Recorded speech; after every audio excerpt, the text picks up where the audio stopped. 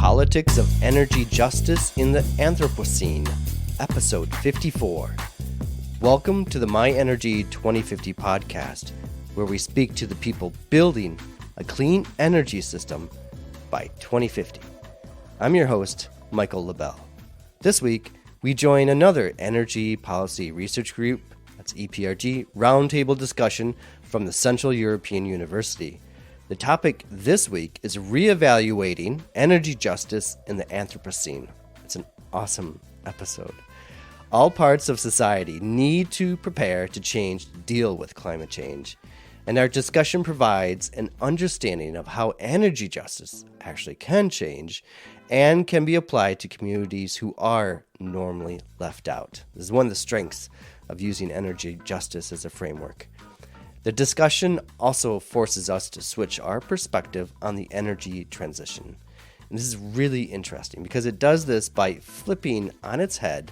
Okay, I kind of made that up, but still kind of reversing how we see things. So for example, that fossil fuel use was actually a good choice as an energy carrier. As you'll hear, it's kind of like fossil fuels are probably the least efficient form of energy, at least beneficial in means of being beneficial for society to use, as they are inherently, we'll say almost inherently, unjust in the energy system. So what we really need to do is redo and reevaluate what kind of energy system we do want to have, and this is the strength that our speakers bring today. And before I introduce the speakers, though, I have to say thank you to my students for coming up with a fantastic list of speakers who do provide a fundamentally different perspective on energy justice, and I think this is so important, the energy transition. We have here an amazing show that provides a broad spectrum of cutting-edge scholarship. It kind of sounds packaged, but it's true. This is really cutting edge. And really they provide and they bring a wealth of perspectives, a wealth of experience and information about how we should re-examine and reapply energy justice to the energy transition. The first speaker is Professor Ankit Kumar, who is a lecturer at the Department of Geography in Development and Environment at the University of Sheffield. Our second speaker is Shakti Ram Kumar, and she's the Director of the Communications and Policy at Student Energy. It's a global youth organization that works with the next generation of leaders. Then we have, finally, Professor Kara Dagat, and she is an assistant professor in the Department of Political Science at Virginia Tech. And I'm being very brief on each of their bios, but I just want to kind of like quickly summarize and move on to the speakers about the key issues that we do discuss. I think the best way to summarize the discussion is say that the speakers turn energy justice, as I mentioned, on its head, and we get this different perspective in this episode. I think, for me, it was really interesting because it was definitely different from other readings, I would say, that I do in energy justice that appear much more mainstream. And with this, for example, with Kara, she points out that the built narrative around renewables, that they will push up fossil fuels, kind of goes against what we're actually doing, that fossil fuels are still here, and it just seems like we're consuming more and more energy rather than transitioning from one, we could say, fuel source to something that's much more sustainable, not just in the environmental sense, but in the social sense as well. And that's what we really need to be aiming for. This is why energy justice is very important to discuss in terms of the energy transition. And what's nice, though, or what's interesting, is that by turning away from this techno-social perspective that sees technology as leading the way, we should actually have society having and making a contribution and being the end point of what kind of energy transition do we want to have. So it can't just be technology leading the way, but we have to bring society and all members. This is the big strength of the discussion today, is that it's definitely out of the mainstream, I would say, of wealthy developed countries and groups in those benefiting from the transition, but what about other marginalized groups? And we have a wonderful discussion on this. It takes even a neo-colonialist perspective. So I don't know, if you're really into energy justice or you just are curious about it, this is the episode to listen to to really understand the broad range that energy justice can be applied in, and also how we should think differently about this energy transition. It's really changed my thinking on the transition process. And with that, I just want to thank you for listening to this episode of the My Energy 2050 podcast. The purpose is to spread the knowledge about how the energy system can assist our transition towards a greener future. And I would say this episode definitely delivers. So enjoy listening. Now for this week's episode.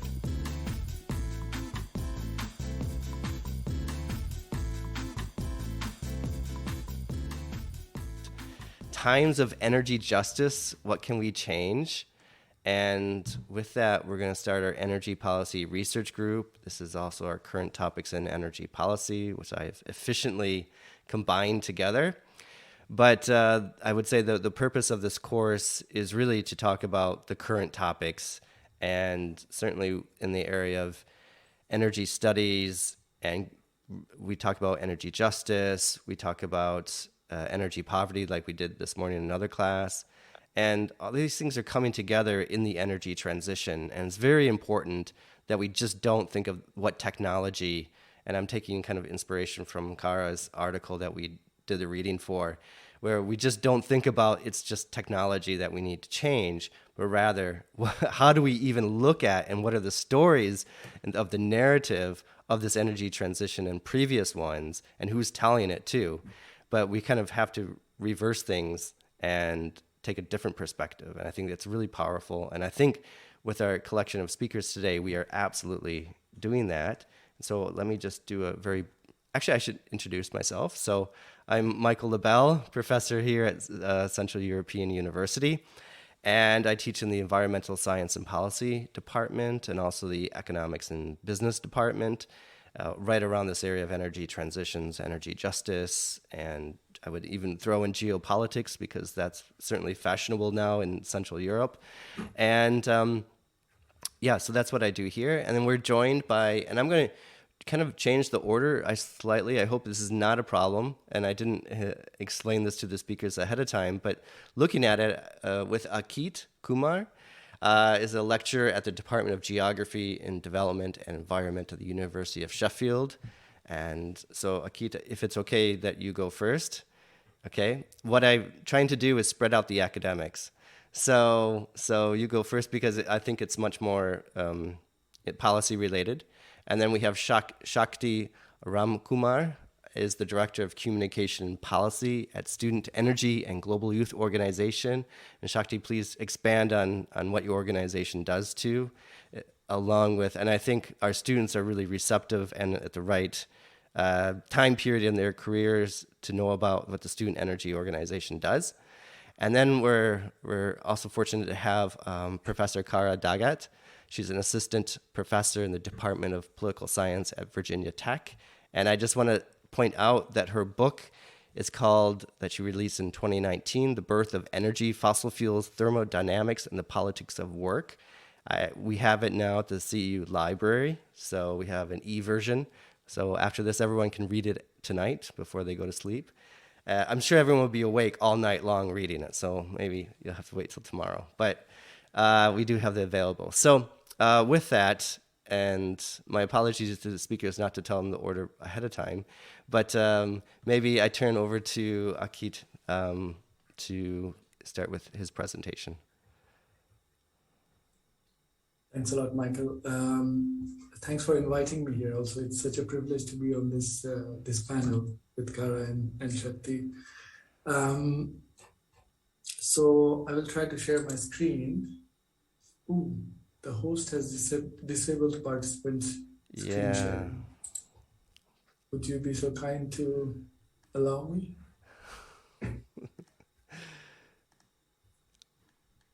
Okay, I gave you permission. I think you're okay.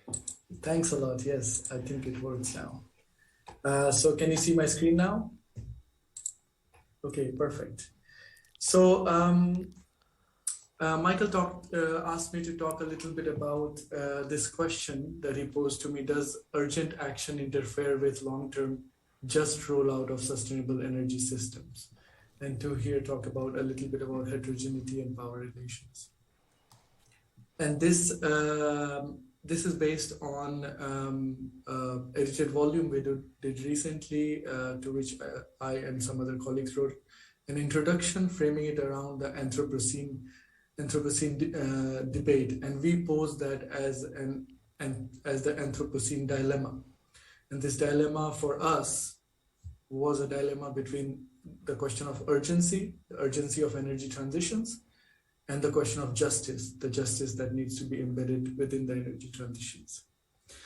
So since that book came out and the introduction that we wrote, I have written another version of that idea, similar idea, but another version of that, let's say, chapter, which is currently under review in a journal, in a geography journal, and I will base my talk today around that paper that I finished earlier last year, late last year.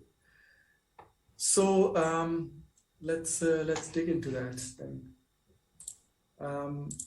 Oops, how do I change this? Okay. All right. So I imagine many of you are already familiar with this idea of the Anthropocene. It is currently a dominant contemporary social and spatial idea, very much seeped into public culture as well. So here I've given you some of these snippets. There are songs now coming out with the name of the Anthropocene. Grimes, who's a very well-known artist, released a whole album, I think a couple of years ago, titled Miss Anthropocene. So this idea of Anthropocene has really dissipated and got into public imaginary also now. I would argue, not just with the academics. So what is this idea of the Anthropocene? So post-colonial scholar Dipesh Chakraborty explains this idea as Anthropocene reminds us that humans, for the first time in history, has emerged as a geophysical force, meaning that all of us together and our technologies have created such an impact that we have created a very fundamental and irreversible shift in human history and human capability. So we have suddenly shown a capacity to alter Earth's climate, in a sense, which was unfathomable, in a sense, that the climate is so complex and the Earth system is so complex that human beings can alter it. But we have climate change is a clear evidence for us, and our numbers. With our large numbers and technology that we use, we've been able to, we know clear evidence of anthropogenic climate change. So that, in a sense, brings to fore what the idea of Anthropocene is: human beings emerging as a big force that can change Earth's system in many ways, and climate change is one evidence of that. Now, quite importantly, this article from Dipesh Chakraborty that I cite on this slide was one of the first articles to come out about the Anthropocene and the dilemmas that it creates back in 2012, and it's a much debated article, much critiqued article also. So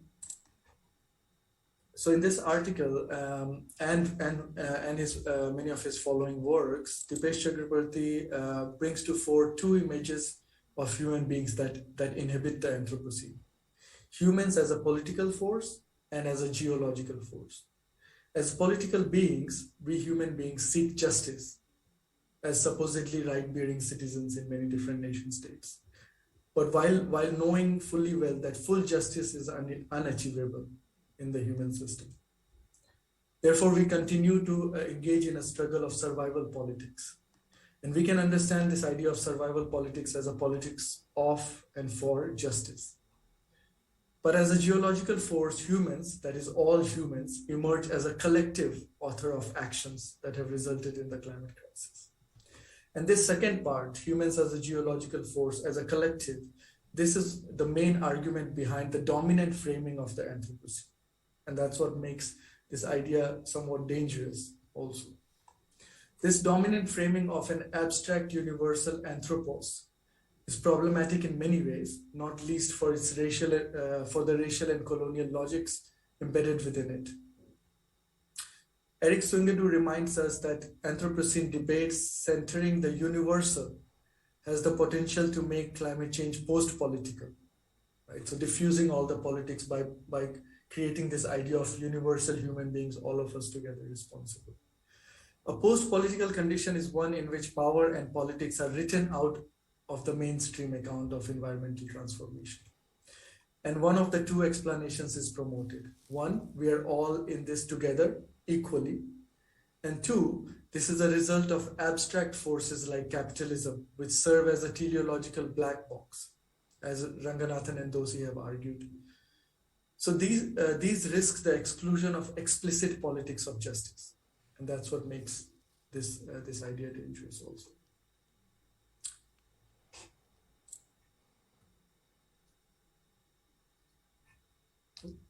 Yeah. But driven by a post-colonial sensibility that forces us to think through heterogeneity, we can see that the challenge in front of us now is to work with these two disjunctive images of humans together. So humans, we need to bring these two images together somehow so that we can maintain urgency, but also at the same time justice. This is because Anthropocene calls us to unite, but its impacts are and will be felt differently. If we need to be politically or even discursively, if we need to politically or even discursively understand, experience, and respond as a geological force, such response, I would argue, needs to be built by ethically centering subaltern groups who the global capital exploits and who are more vulnerable to the impacts of climate change, historically and in the contemporary world. As Madden reflects, all spaces increasingly reflect a concern for an impact of the climate emergency. This is being overlaid on other socio-cultural and economic crises, so that the climate crisis is also constitutively shaped by other problems, processes, and hierarchies. Now we can see clear evidence of this manifesting in new neoliberal projects around smart grids and cities and eco-gentrification, which argue for this need of urgency and decimate people in their path. Indeed, there is a risk of tipping the political Anthropocene, as Swingadu warns us, into the apolitical or post-political Anthropocene.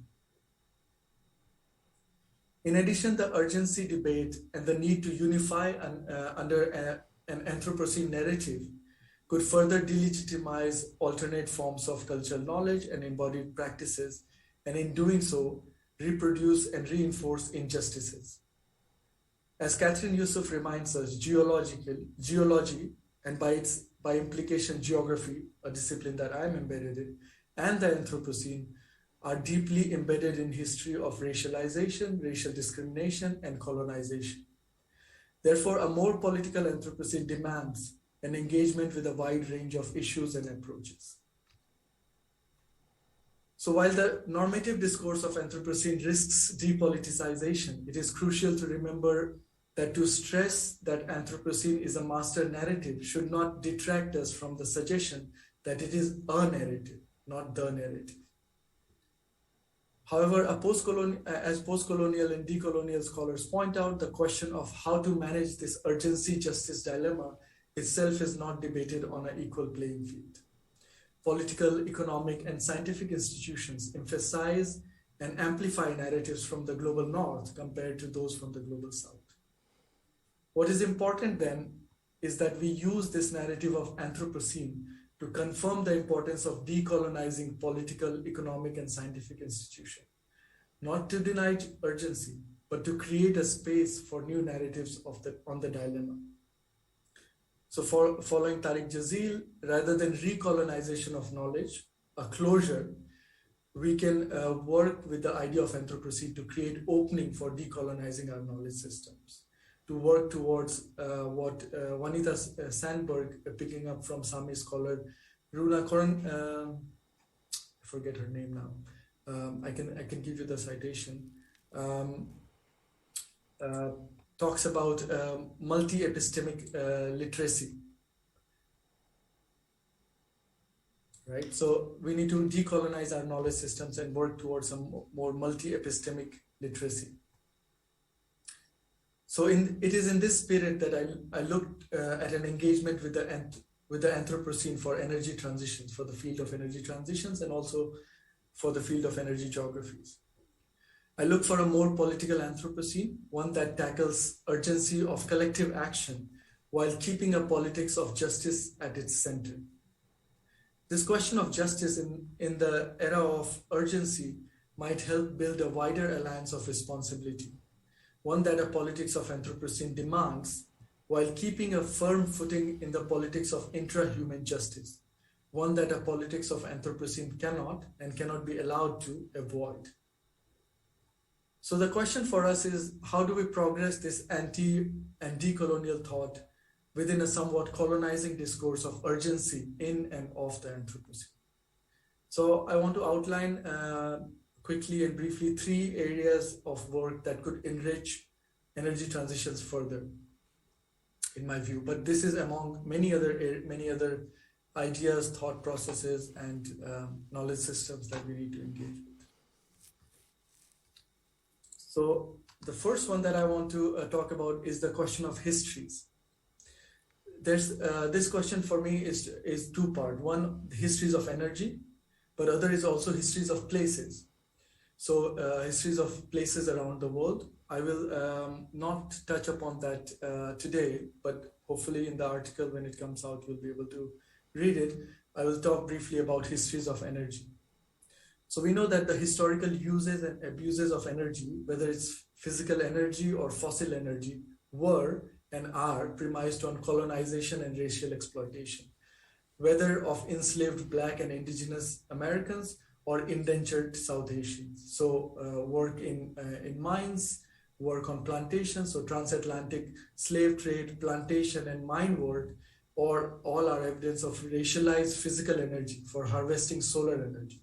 So plantations, clearly, the use of physical energy of enslaved Black Africans on plantations was a use of physical energy, human physical energy, or use of human beings as energy, right? Dehumanizing people and using them as energy to harvest solar energy in these plantations, or for extracting fossil energy from mines.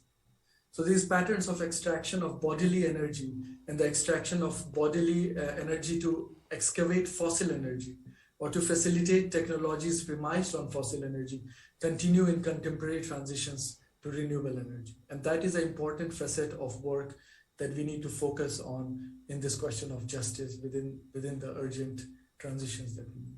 So for example, mining for minerals needed for solar energy is often ignored. Who is mining? Who is forced to mine these minerals? Labor conditions in solar PV factories.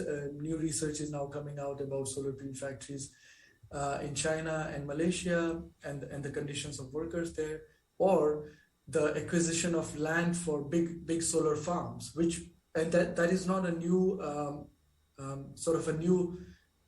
idea. These big acquisition of big land masses previously happened also for wind farms, and now we see the same kind of pattern being reproduced in case of solar farms also. So this idea of understanding whose bodily energy is being extracted and whose land is being acquired, and what kind of conditions are people being put in under the name of this urgent energy transitions is quite important, I would argue, for this question of justice. So the histories of energy here is important. I also talk about histories of places. So history within the field of energy has been quite biased towards European and American experience. We have many books about history of electricity in Europe and America, but these histories have not been written about other parts of the world or other parts of the world. And I think that's also an important work to be done by scholars, but I will not go into more details into that today. So the second thing I want to point out is the question of difference, the question of race, caste, and indigeneity. So again, picking up from this question of history, the racialized nature of the industrial scale extraction of energy, as Lenin talks about, historically from slaves and contemporarily from people of color, whether in global north or global south. So the solar factories that I talked about and the mining that I talked about, these again depend on people of color largely in most parts of the world, but also there are questions of modern slavery within these practices. And historically also, for example, in South Africa, although democracy was in place for namesake, apartheid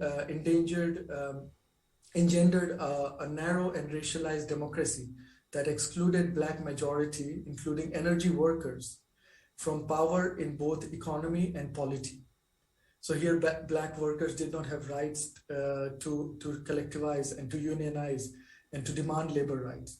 And this is a very different kind of history of labor.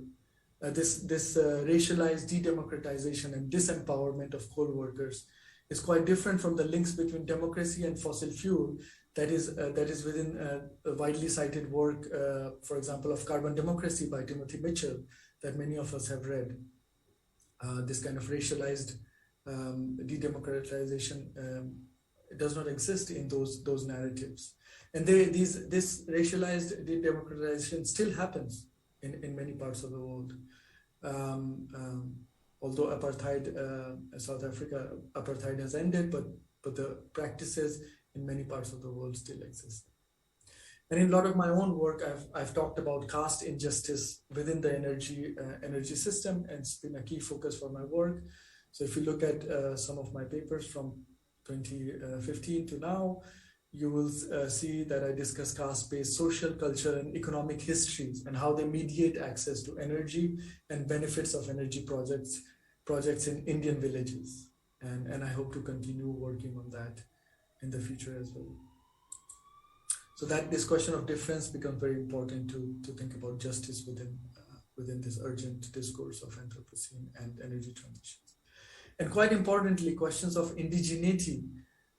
While there's a lot of discussion of questions of indigeneity, these questions are much more complicated and demand careful and long-term grounded and ethnographic engagement in post-colonial contexts like India, because there it becomes, there's multi-layered question of indigeneity.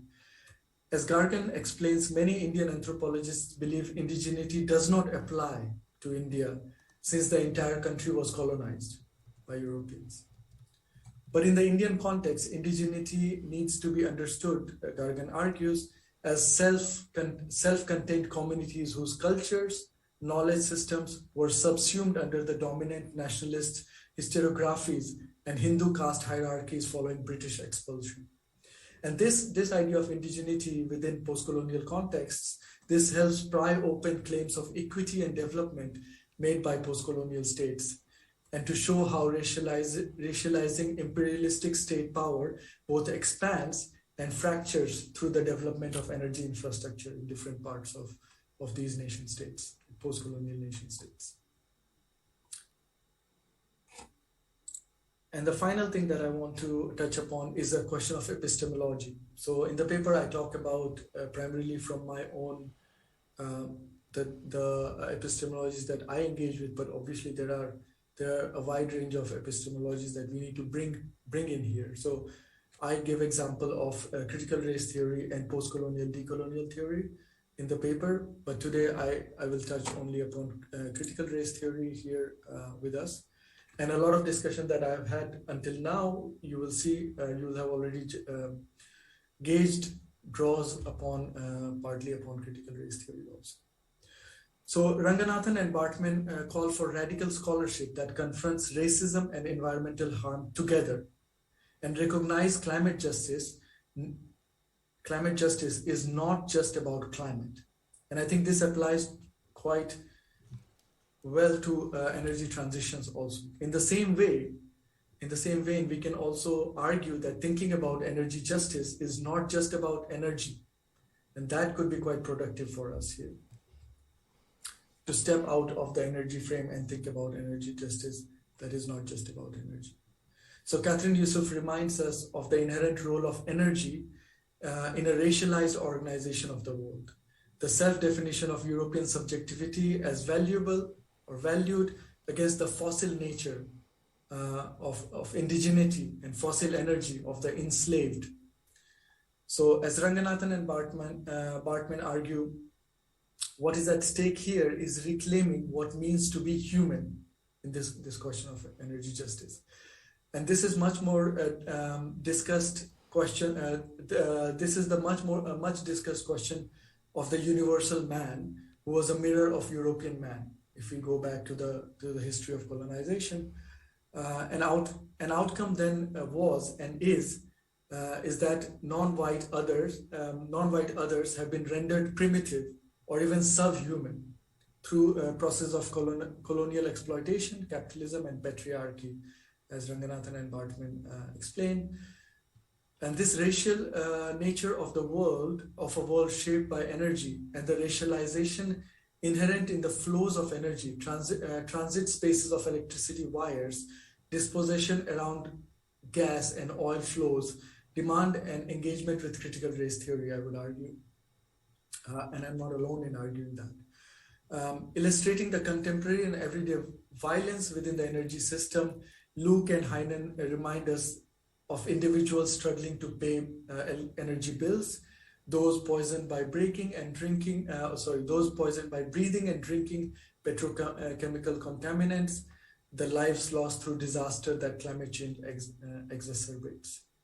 But Luke and Heinen also see community energy solar policy making in New Orleans within the abolitionist politics that have come before, and beginning with the demands of reparations.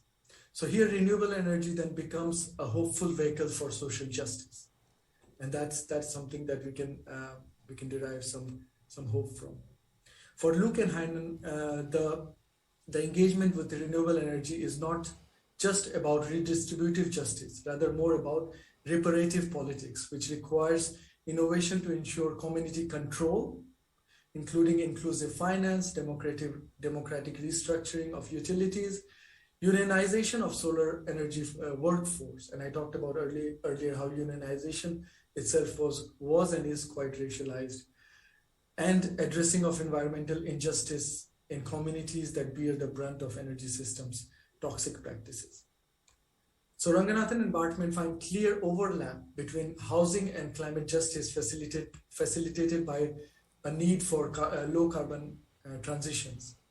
While better housing for everyone can reduce energy demand and carbon emissions, simply changing housing stocks also risk gentrification for more deprived neighborhoods.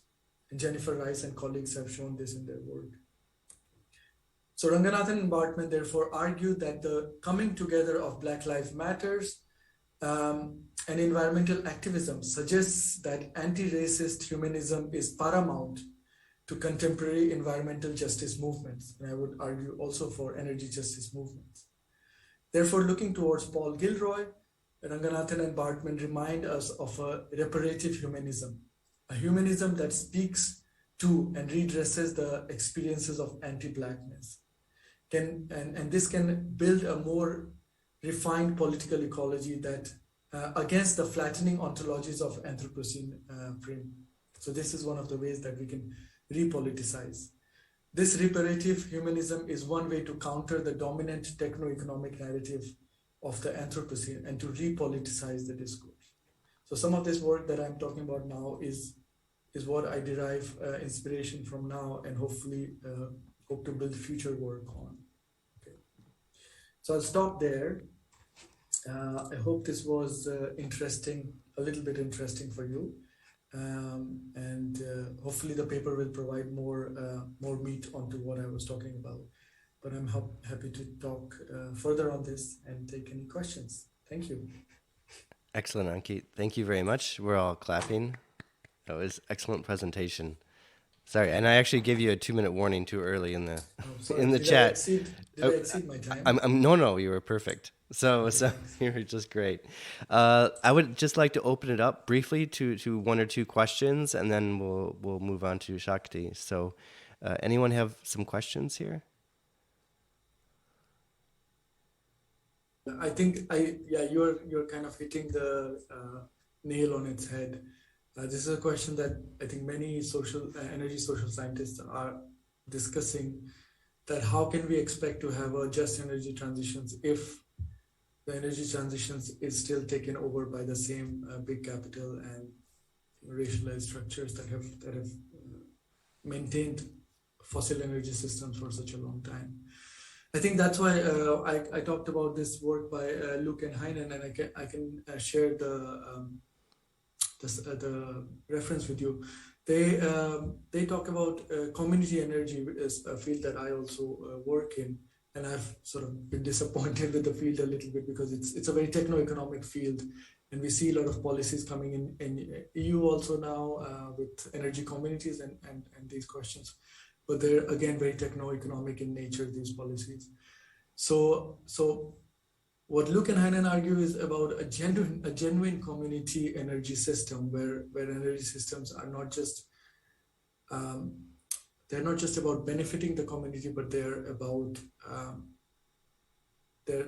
being under community control genuinely, and therefore they talk about this reparative community energy rather than redistributive community energy. And they give example of these solar policies in New Orleans, which are quite interesting, and I would say maybe have a look at that. I've never worked in New Orleans, and I would really like to understand myself how much these policies have benefited Black communities there.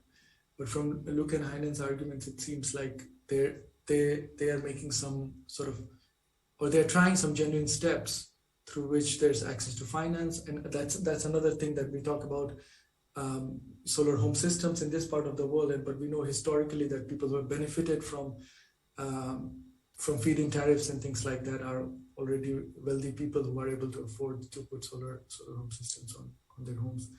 So I think that's a good example for me to sort of think about what could be a more genuine, a more embedded, ingrained, in-depth, reparative energy system. But beyond that, I don't have any other examples. I hope in future work, I'm currently writing a project with a colleague to work on community energy systems and to understand what justice might look beyond energy itself, and how communities might think of themselves as communities, not just within energy framework, but beyond that. So thinking about solidarities that exist within communities, and what kind of solidarities are there? Are they exclusionary solidarities? Because community by its definition is closed also, and it's inclusive, but also exclusive at the same time, excluding at the same time. So these are questions that I don't really have answers for right now, but hopefully together we can find some more genuine answers for these. Okay.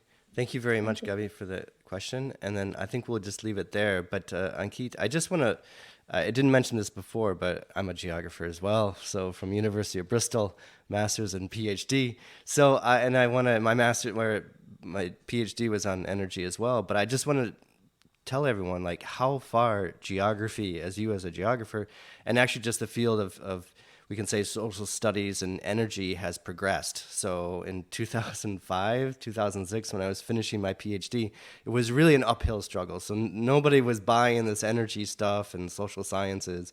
And I really like how you've brought the field up to this level and brought colonialism in and these power relations, and you bring in Luke and Heinemann and also Swingadao, I see. So even these old geographers have come along too, and it's really interesting how you bring those in, but apply it to the area that you've just spoken about. So I just want to thank you. This is such a great area of research. So and as we'll see in a few minutes, it really complements Kara's research as well. So but with that, we got to move on, and we have Shakti then. So I will hand it over to you. Thank you very much. Thanks, Michael. And I will share my screen too, if you'll let me. And yeah, I also studied geography actually in university. So this is so exciting for me to listen to. And yeah, it's unbelievable how many times geography is useful for me in my job, even though I work very far outside of academia. Oh, I think I still might need permission to share screen.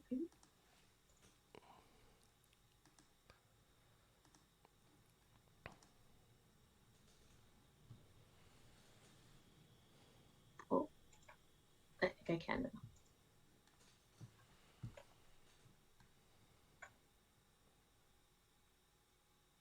Oh.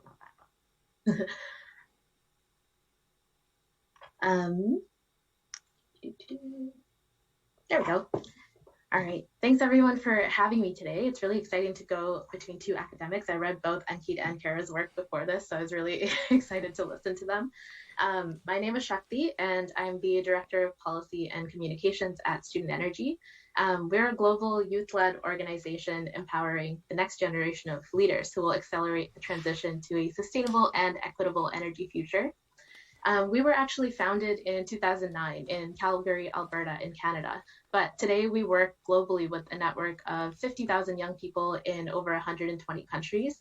And we do a variety of things. We offer energy education, we do skill building and capacity building programs.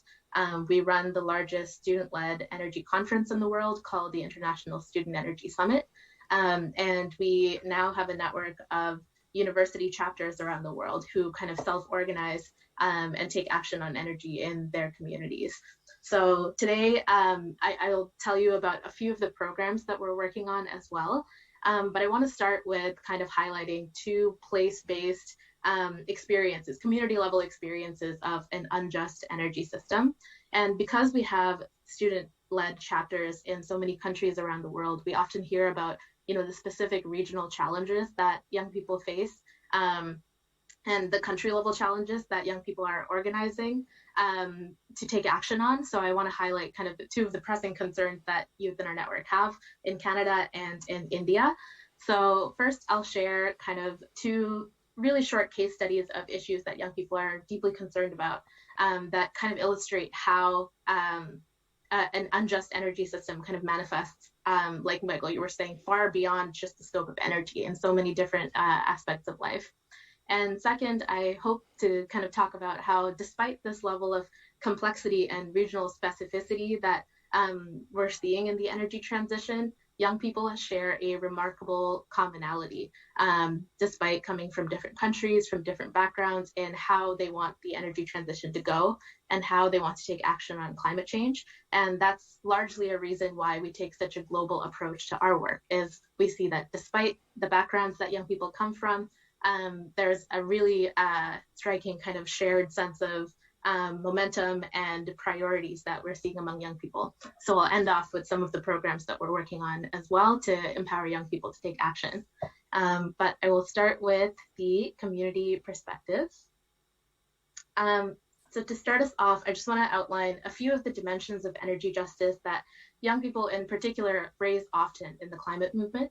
There's intergenerational justice, which I've bolded because I'll be focusing especially on that in the latter half, and that's kind of what we work on at Student Energy.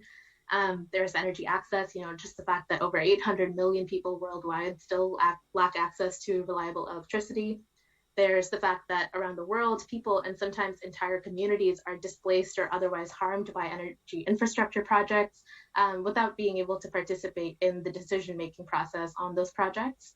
And we also, young people say we can't forget about global equity and the fact that in the context of the global energy system, it's just a reality that wealthier countries in the developed world have consumed far more than their fair share of global fossil fuel resources and are responsible for, I think, almost 80% of historical carbon emissions. And finally, we know that transitioning away from a heavily fossil fuel dependent energy system to one that is not will be really difficult, and it has to be a just one, particularly for workers and communities who rely on fossil fuels currently. So these are kinds of the dimensions of energy justice we often hear from young people, regardless of the country that we're working with.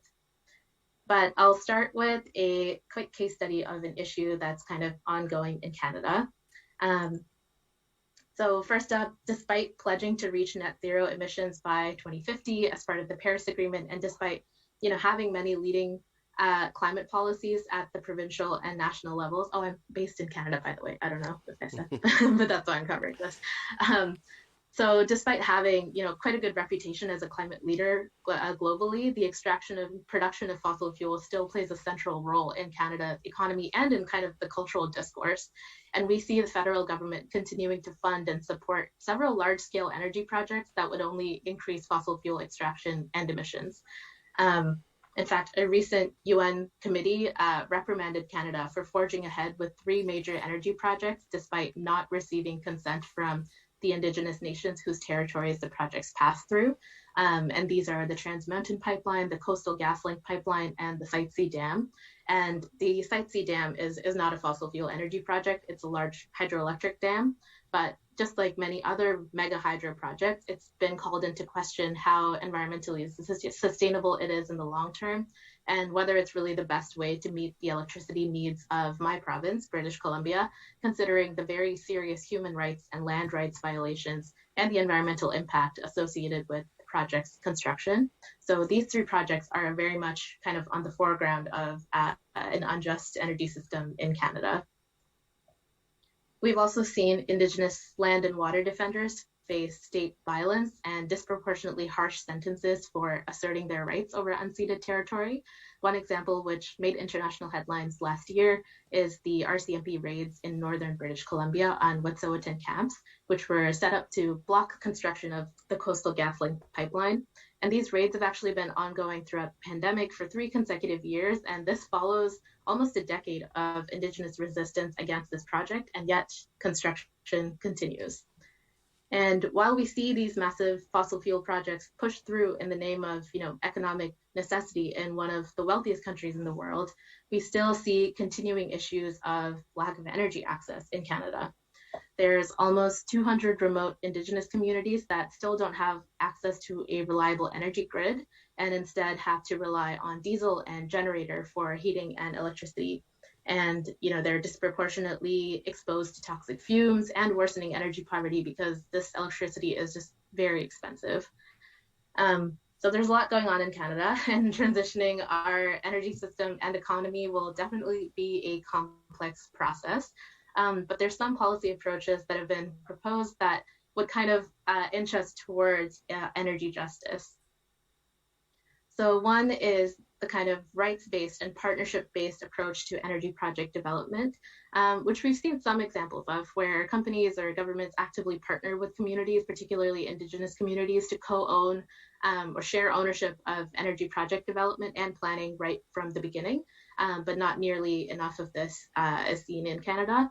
And second is implementing the Truth and Reconciliation Commission's 94 calls to action, which specifically address systemic inequities facing Indigenous peoples in Canada. These have not yet been implemented, as well as implementing the UN Declaration of Rights on the rights of Indigenous peoples.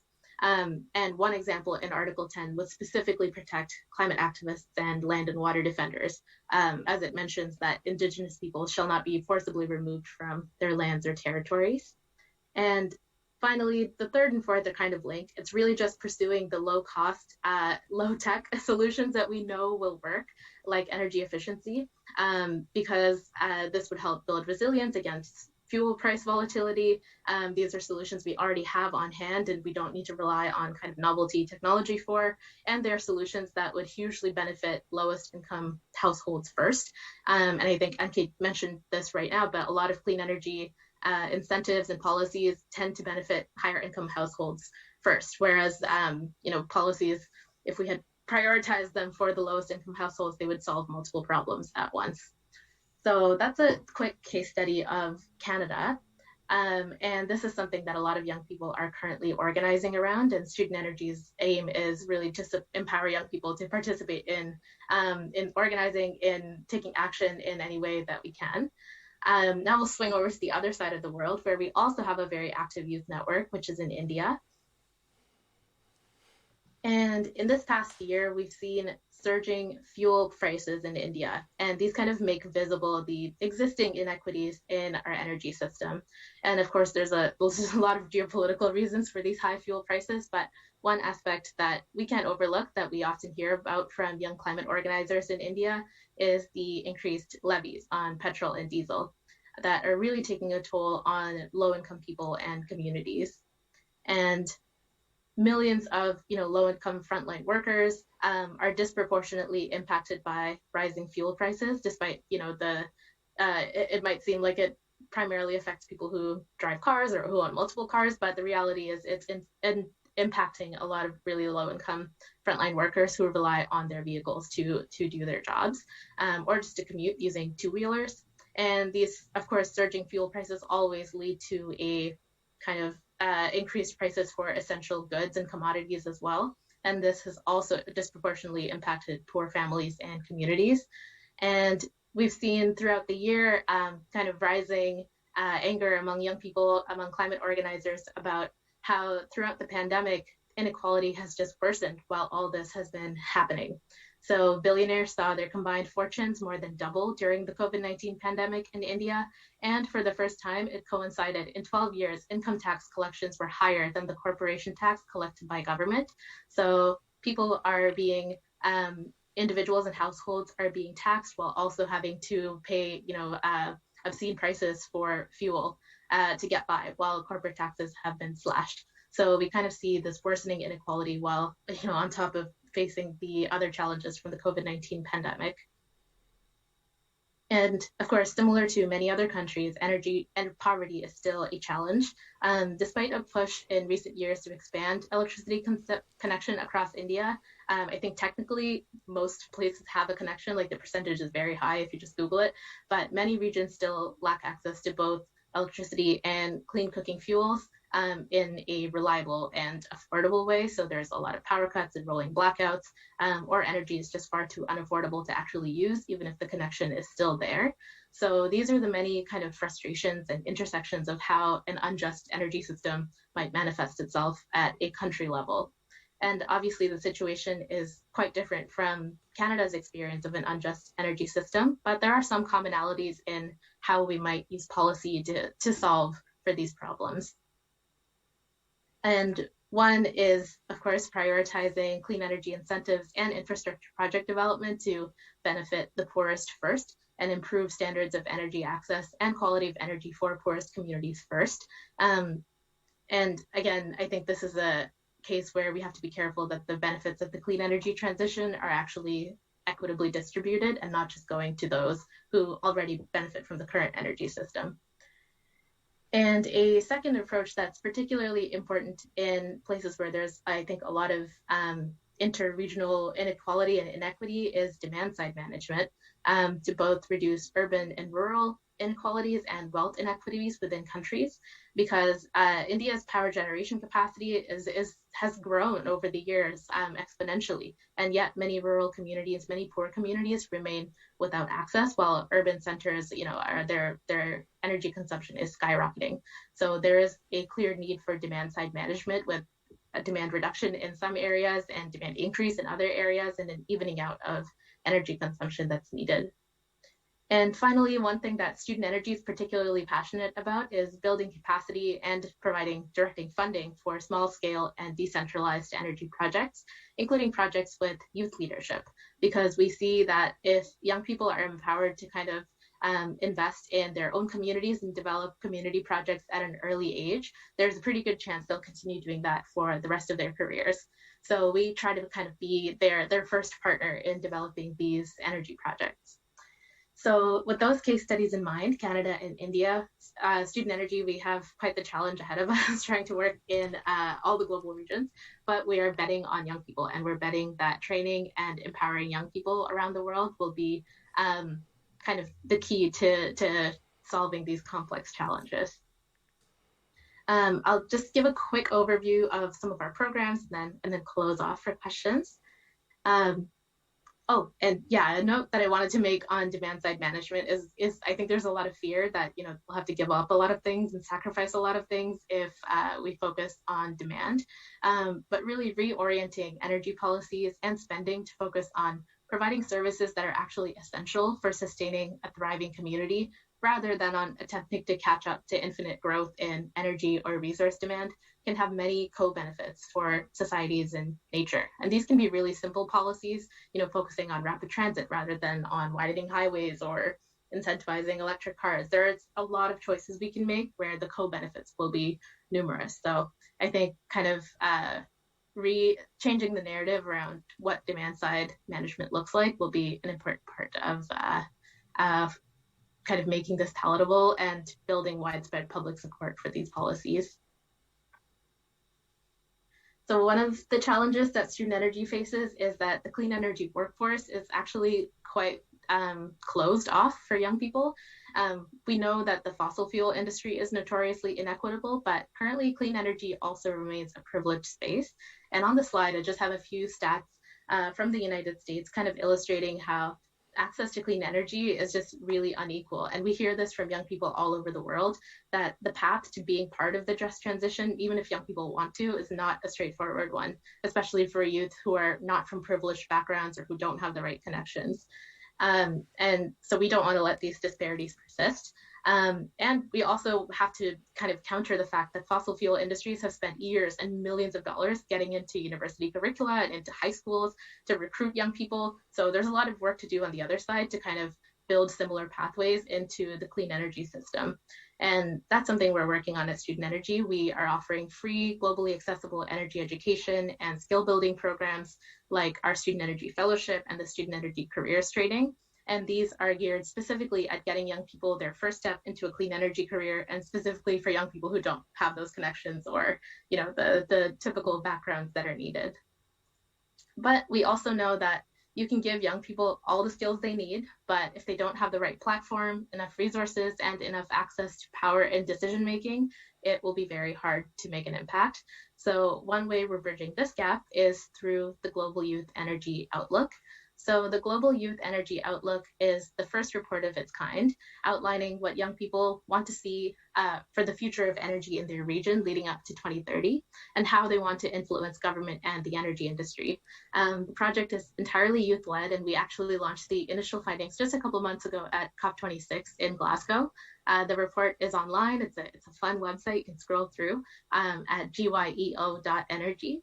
And we hope that the Outlook will be a data-backed advocacy tool for young people. We hope that they can take the Outlook to local, regional, national governments, and that it can kind of serve as a catalyst for collective action on energy. And at the same time, we're also building networks with governments and companies, and we're hoping that they use the Outlook as a framework to work with young people in not a tokenistic way, but in an actually meaningful and equitable way. And the final program that I just want to give you a shout out about, and actually a sneak peek into because it hasn't even launched yet, it's launching in 2 days. It's called Student Energy Ventures. So Student Energy Ventures is a brand new program and a direct to youth funding model that breaks down traditional barriers to clean energy entrepreneurship and clean energy project development. So Ventures, we have a couple of ambitious aims. One, we directly want to fund young people to develop clean energy projects in their communities. But at the same time, it's not just about funding these projects, but also about making mentorship and training available so that a lot of young people from different backgrounds can actually access this funding. As we're developing these projects, we aim to open source the clean energy knowledge. So making these project development templates, the contracts processes, everything accessible and open so that young people globally can kind of get a sneak peek into what it takes to develop an energy project and hopefully try it out themselves.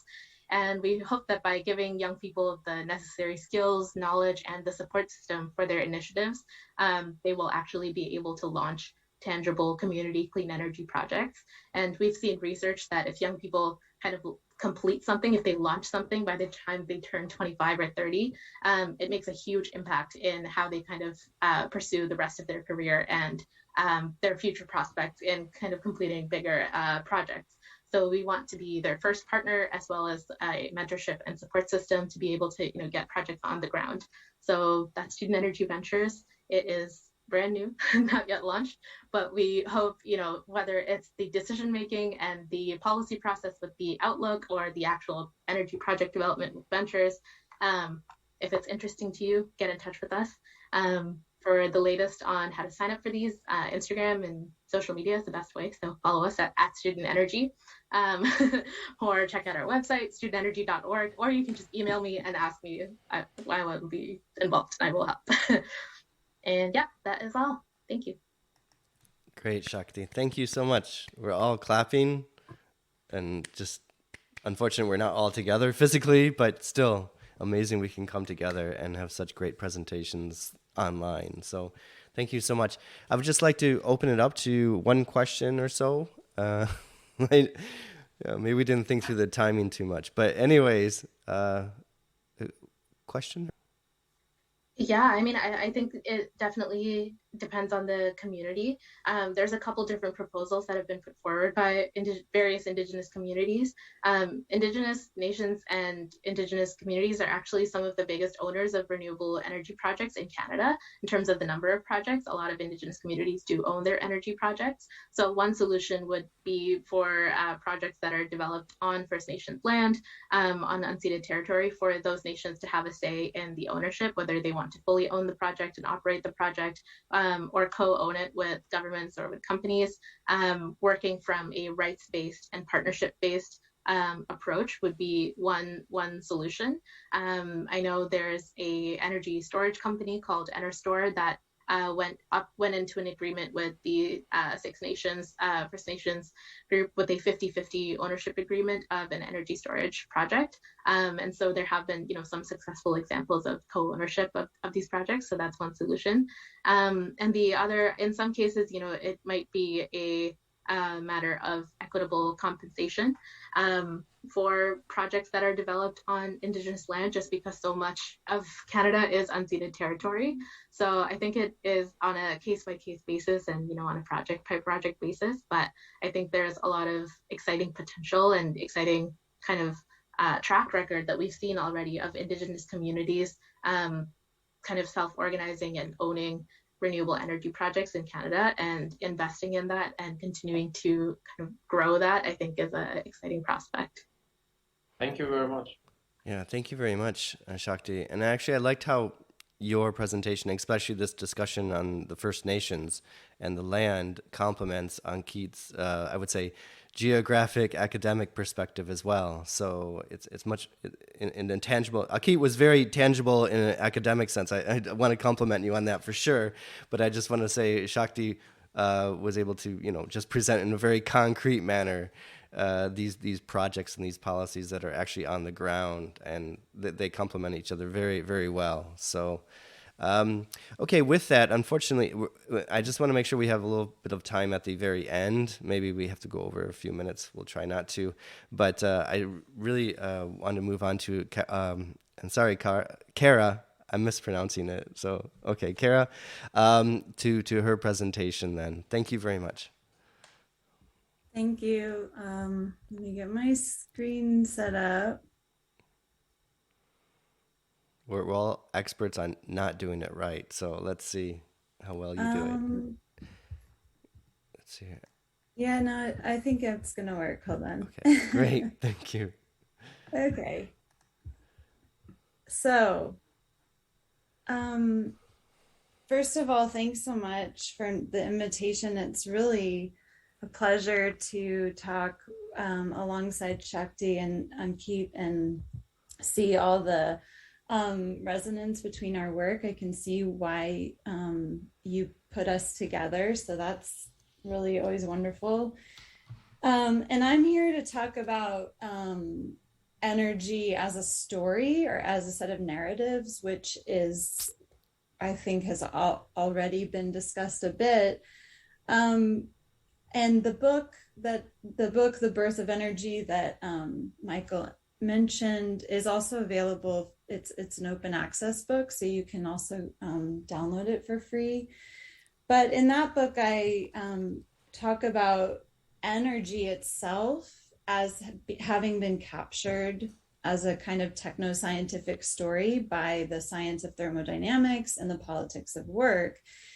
And I believe you all read an article I wrote called Energy and Domination, which is where I'm going to focus the talk today. But it's really along similar lines of trying to recognize these underlying assumptions that are made, especially in white Western spaces and the kind of popular imagination in those spaces, that don't often get queried, and so still maintain this hold over how people think about energy, and especially then get transferred onto renewable energy projects in a way that, as the other speakers have said, is problematic. So I want to start really this article I wrote started with my frustration at the way coal and oil and gas interests at my own university continued to block the kinds of research that could be done or that was happening, and that this is kind of a worldwide problem. So this chart shows different sort of premier universities in the US who, and this is only through 2008, this is a report through 2008, and the different partnerships that they maintain with major oil companies. And on the one hand, you could just see this as, like the problem of money. They have a lot of money, people want money, research needs money, and that's true. However, I also think that especially some of the scientists doing this work really adhere to this eco-modernist techno-scientific narrative about energy in which these projects get justified. However cynically they do get justified publicly. And so I'm interested in that narrative. And I found it recently in the author Andy Weir, who's this very popular sci-fi author in the US. He wrote the book that was made into this Matt Damon movie, and he wrote a recent book that's going to be made into a Ryan Gosling movie. And so these kinds of like big popular understandings of technology and energy are important because they continue to kind of cement this messaging. So Andy Weir, the author, said, "I don't believe that any policy or idea for reversing or slowing climate change is going to be of any use or do any good until the technology develops to the point where there's a zero emissions energy source that's cheaper." This kind of encapsulates, I think, still what many, if not most people working in climate and energy policy seem to believe. And it's sort of the uphill battle against which I imagine many of us have to fight when we enter these more mainstream spaces. And then we have the CEO of ExxonMobil, Darren Woods, who says, climate change isn't a threat, it's an evolution, because evolution is driven by technology. So again, this messaging of there's a space for big oil because it has money to help with development, and what we really need is technology. So sorry, somehow my computer froze. Okay, there we go. What I call the ace in our pockets that we have, and I say we as like we here, assuming that we are all interested in energy justice and suspicious of these techno-scientific claims. The ace in the pocket is the problem of energy additions. And this is a problem that really cannot be answered by the eco-modernist assumptions about technology. And this problem is that at least since the so-called Industrial Revolution, every quote unquote energy transition has not been a neat substitution of one fuel source for the other, but rather overall has actually just continued to expand energy consumption and often adds another kind of energy on top of pre-existing fuel sources. And indeed, so far, even though we have these wonderful stories about the expanse of renewable energies, they are not substituting out fossil fuels on a one-to-one basis and are, for the most part, continuing to expand energy consumption. And this probably gets to some of what Shakti was saying about the need to really talk about demand in a way that is still just and really based around community needs as opposed to corporate needs. So if we have this assumption about technology solving the problem, we're going to get this cheap, wonderful energy source someday. You know, the reality, the historical evidence is that that has not worked. And I think it's a real, if any of you are in a room with one of these people, you can bring this out and say, well, how do you, what are you going to do about fossil fuels? Because that's not enough, right? So these two problems, the problem of just this narrative continuing to dominate mainstream spaces and public imagination, and this problem of energy additions, made me want to write about what is this big kind of human story. And I think it really is an Anthropocene story, which is what Ankit was talking about. And how can we look at some recent studies of these historical transitions to question and challenge and upend them. And so I wanted to look at histories I know about two of the quote unquote biggest transitions that are often used in the civilization narrative. And one of those is agriculture, the agricultural revolution, and one of them is the industrial revolution. And both of these, we have recent critical histories showing quite a different story. And what I wanted to do in this article is bring those two histories together to help us unsettle this energy myth. So the first is James Scott, who wrote Against the Grain. Many of you might have read this book. And he calls the civilization narrative the idea that the agricultural revolution was an epoch-making leap in mankind's well-being, at long last a settled life that promoted household arts and the development of civilization. The problem with these assumptions is that historically they're simply not true. First of all, agriculture and sedentary life pre-existed this so-called revolution when we see the rise of hierarchical states and civilizations for thousands of years. So these kind of big grain states that we associate with the agricultural revolution did not invent these technologies. And on the other hand, these technologies did not teleologically lead to a certain kind of political hierarchy or way of using them. And in fact, there's even archaeological evidence of cities and more dense urban environments that were not necessarily arranged hierarchically, or at least there's not evidence that they were. And so the notion that once we as some sort of human species got agriculture as a technology, it led inevitably towards a certain progressive one-way track of development is really a myth and nothing more, and is actually doesn't conform to the historical record that we have.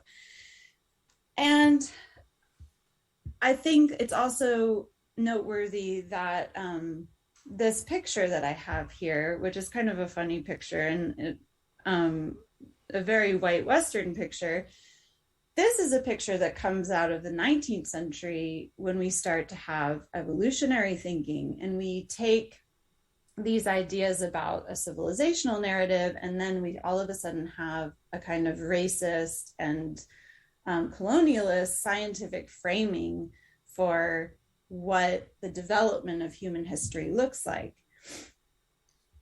And what's interesting too about this kind of one-way teleological understanding of human history is that even for those who might critique or see these revolutions or transitions as negative, so for example, it's become a trend to say, well, this agricultural revolution was really bad because now we started eating grains and our diet got poor, or the industrial revolution is bad because now there's climate change.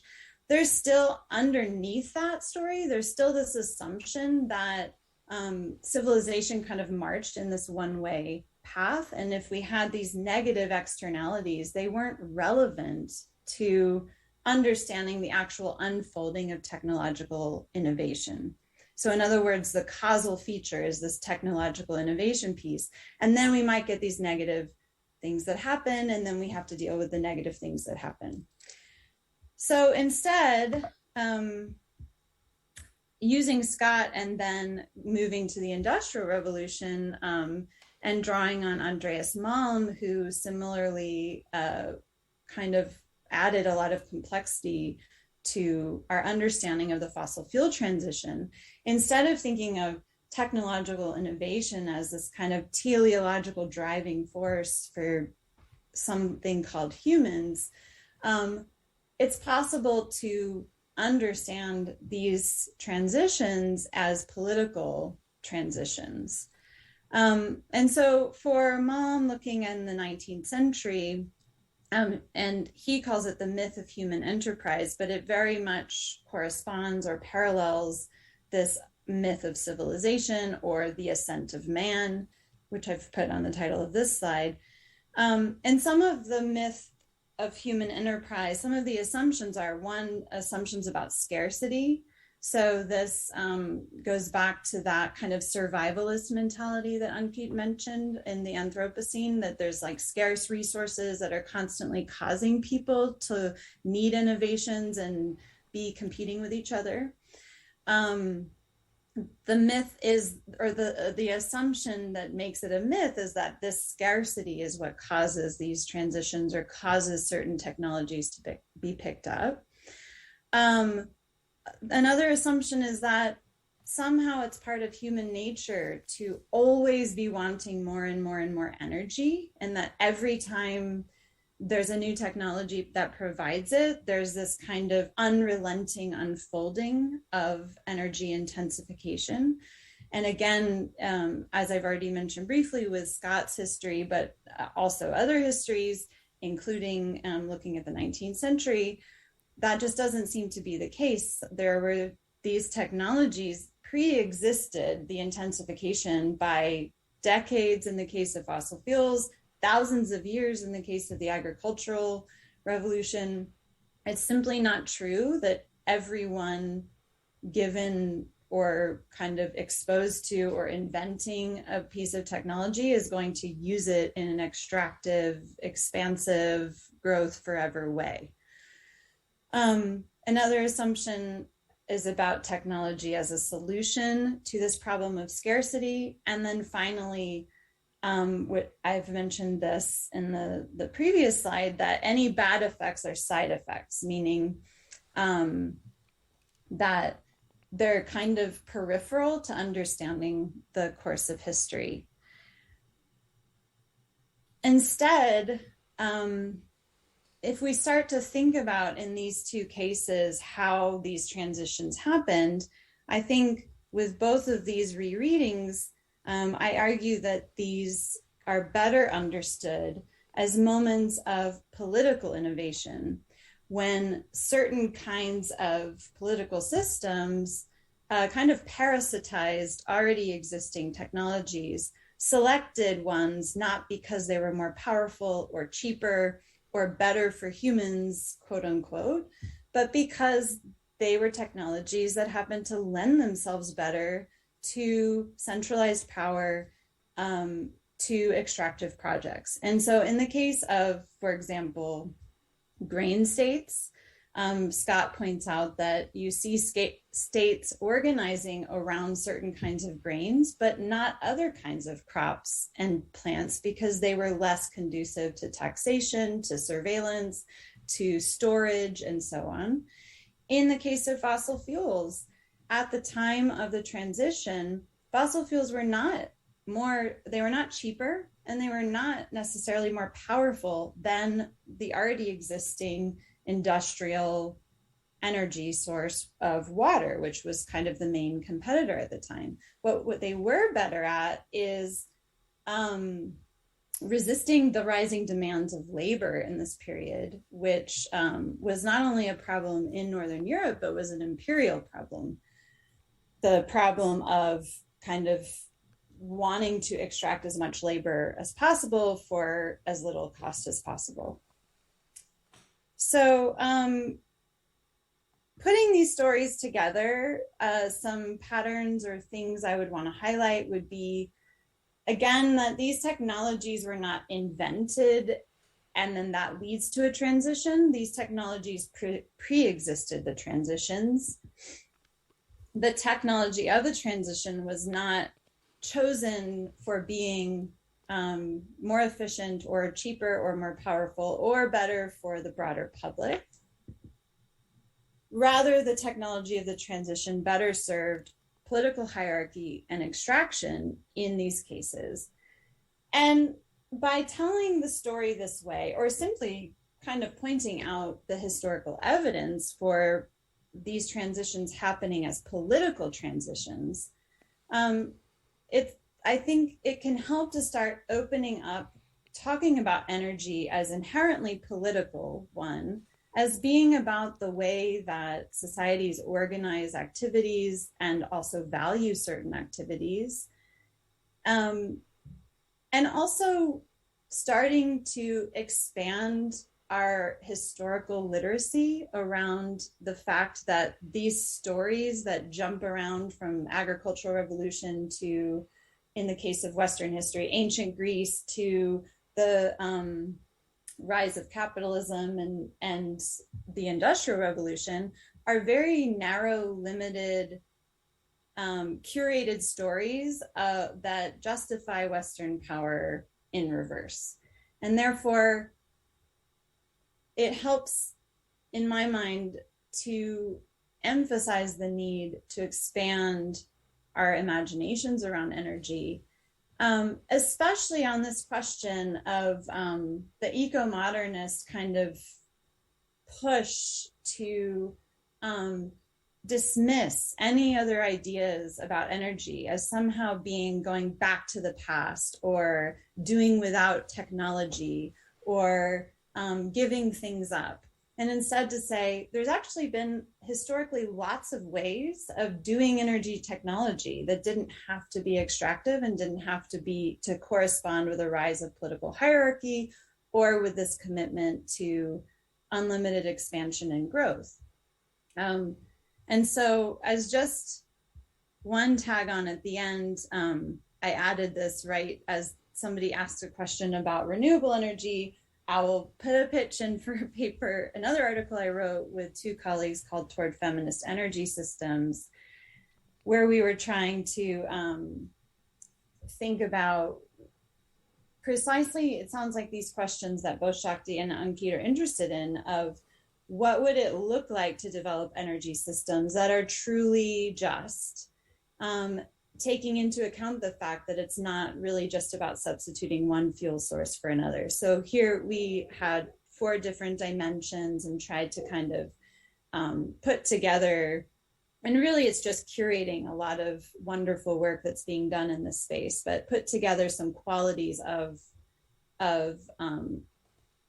systems. And a lot of these things have been mentioned by my fellow speakers about pluralist, publicly owned and controlled, relational, distributed, and taking into account the violence of energy production as not something that's going to be erased by technology, but something that needs to be embraced as part of living and then mitigated and really made transparent and responsible. So I'll end there. That was kind of a lot, but thanks again for the invitation. Well, thank you so much. All right. We're all clapping again. It's been amazing. All right. We still have a few minutes, and maybe we can go over 5 or 10 minutes. Depends who can stay. So with that, does anyone have a question, a follow-up question? Or I get to ask it? But I'm totally happy not asking it. So. I have a question. Okay, Lorraine. It's related to your last slide in the feminist energy systems. And I was wondering if you could explain what makes it in particular a feminist energy system as opposed to maybe decolonial or just energy system. Thanks. That's a great question. I think that it's certainly not feminist instead of. So instead of those other options, I actually think what we need is an explosion and blossoming of all kinds of critical work, taking into account all kinds of different experiences that are had in unjust energy systems. So I very much see it as a partner project. And the reason we took on feminist thinking is because this is a team of researchers, myself included, that have been particularly interested in the way white hegemonic masculinity is, as an identity, is attached to fossil fuels and authoritarianism, and the way that that kind of misogyny is really tied up with violence against nature, against the earth, but also against women and against trans queer folk, and also against climate migrants. And so in the article, we are pushing back against the tendency to think about gender and energy as only a problem of women accessing or energy or being represented at the table, but also to think about feminism as a really helpful set of tools for thinking about power and how power is arranged hierarchically. And so that was our effort to kind of try to take a lot of this feminist work, much of which is intersectionally entwined with Black feminist thought or decolonial feminist thought, but try to really take that work and see what it would mean to, because we had done so much thinking in the kind of hyper masculinity of fossil fuels, we were all thinking, let's think about what would feminist energy look like. So that was fun. Mm-hmm. That's a great answer. And maybe just to underscore, I just want to say I was putting together a course for the spring for their executive MBA and about energy and innovation. And I thought, okay, Elon Musk and Tesla. And then I thought, oh, Henry Ford and the whole production process there. And I was like, yeah, I put all the material. And then I'm like, wait, these are two white men. And then I can't have this. So, I mean, I can have it. I am having it. But I went out and I tried looking for, I don't want to say a feminist perspective, but just female leaders in the energy space doing things. And yeah, so far, I maybe you can suggest, but I haven't been able to really find it. I mean, I was looking for cook stoves or something like this, but in this hyper masculine space that you described, it's Elon Musk, right? And this is the space, and finding other stories and other, I would just say identities, I'll mischaracterize it, but that are out there that describe how technology is changing and how energy is changing and everything. These stories, I even looked on Harvard Business Review, and there's not many case studies there to draw on. So there's just not a lot of there, actually. Let me, sorry, Cara, did you have any respond? We have her for another minute I or two. also have a short question, Michael, if I may. Yes. Yeah, so thank you very much for your very insightful presentations. I really enjoyed listening to all of you. And it was very interesting to see that you, all three of you mentioned community energy, which is actually my topic for my PhD research.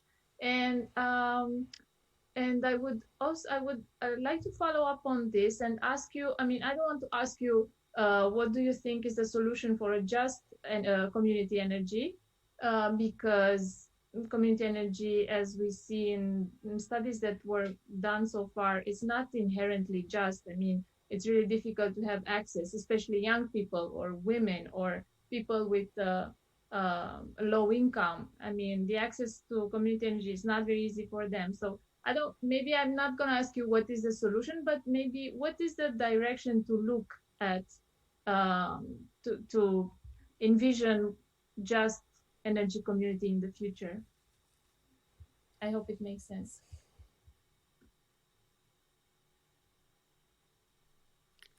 Kara, I'll let you answer that, and then we'll let you go.